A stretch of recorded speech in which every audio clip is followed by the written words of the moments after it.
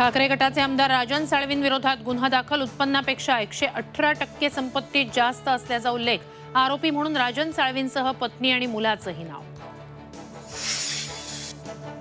प्रस्तावित मसुदा व्हॉट्सअॅपवर टाकू नका, समोरासमोर येऊन चर्चा करा, जरांगेंची मागणी, मुख्यमंत्र्यांचं शिष्टमंडळ आज पुन्हा जरांगेंची भेट घेण्याची शक्यता।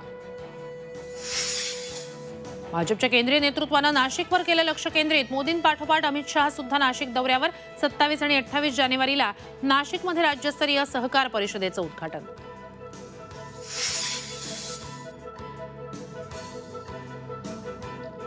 रामलल्लाच्या मूर्तीची आज गर्भगृहात स्थापना, आजपासून प्राणप्रतिष्ठेच्या पूजेला सुरुवात, अयोध्येत रामभक्तांचा उत्साह शिगेला।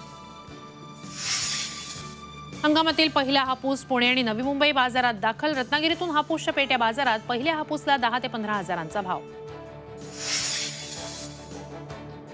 आणि बदलापूर एमआयडीसीतील कंपनीत भीषण स्फोट, एका कामगाराचा मृत्यू, 4 जखमी, स्फोटात 200 किलो वजनी लोखंड 500 मीटर अंतरावर फेकलं गेल्यानं इमारतीचं नुकसान, रहिवाशांच्या सुरक्षेचा प्रश्न ऐरणीवर।